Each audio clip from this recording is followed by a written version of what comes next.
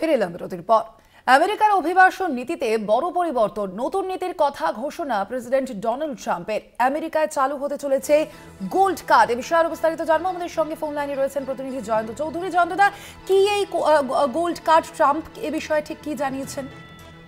হ্যাঁ সোনালী, সেটা হচ্ছে যে দেখো, ডোনাল্ড ট্রাম্প দ্বিতীয় দফায় ক্ষমতা আসার পর থেকেই তিনি একের পর এক সিদ্ধান্ত ঘোষণা করছেন, যেগুলো নিয়ে সারা বিশ্ব জুড়ে তোলপাড় হচ্ছে। এর আগে আমরা জানি শুল্ক নীতি নিয়ে হয়েছে, এর আগে আমরা জানি তিনি বিশ্ব স্বাস্থ্য সংস্থা থেকে নাম তুলে নিলেন। তারপরে আমরা জানি যে তিনি ওই যারা অবৈধভাবে আমেরিকায় বসবাসকারী রয়েছেন তাদেরকে স্বদেশে ফেরানোর নামে বিভিন্ন রকমের বিতর্কিত ভূমিকা নিচ্ছে ট্রাম্প সরকার। এইবার সর্বশেষ যেটা হলো সেটা হচ্ছে এই গোল্ড কার্ড চালু করার দাবি, এবং খুব শীঘ্রই তারা চালু করতে চলেছে। এবং সেই চালুর বক্তব্যটা কি না, প্রায় ভারতীয় মুদ্রা প্রায় 43 কোটি টাকা, 43.5 কোটি টাকা খরচা করলে যে কোনো ব্যক্তি আমেরিকায় গোল্ড কার্ড কিনতে পারে। গোল্ড কার্ড কেনার অর্থ হচ্ছে সেই দেশের নাগরিকত্ব পাবেন, এবং নাগরিকত্ব পেলে মার্কিন নাগরিকদের যা যা সুযোগ সুবিধা পাওয়ার সবগুলোই তারা পাবেন।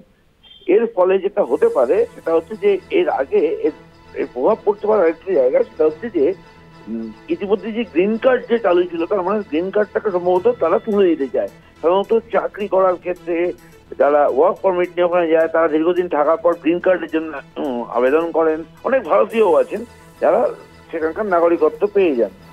এবার যেটা দেখা যাচ্ছে যে এই পরিমাণটা এত বেশি যে সাধারণ লোকের নাগালের বাইরে চলে যাবে। এবং EB-5 বলে একটা পদ্ধতি ছিল, সেই পদ্ধতিটাতে যারা অভিবাসন বাইরে থেকে গিয়ে সেখানে যারা ওখানে লগ্নি করতে চাইতো বা ব্যবসা করতে চাইতো, তাদেরকে সেই EB ফর্ম ফিল আপ করতে হতো।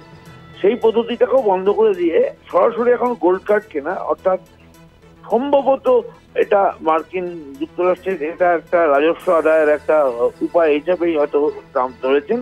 তো এখন যেটা বিতর্কের বিষয় সেটা হচ্ছে যে এই ট্রাম্প যেটা চালু করলেন সেটা হচ্ছে টাকা দিলেই আমার দেশে, তুমি টাকা বলতে ওদের দেশের ডলার খরচা করলেই তুমি আমার দেশের নাগরিকত্ব পেয়ে যাবে। নাগরিকত্ব পাওয়া নিয়ে আর কোনো বাধা থাকবে না। অর্থাৎ হ্যালো করি মাখো তেল, এইভাবে এই নীতিতেই তিনি নাগরিকত্ব দেওয়ার কথা ঘোষণা করেছেন।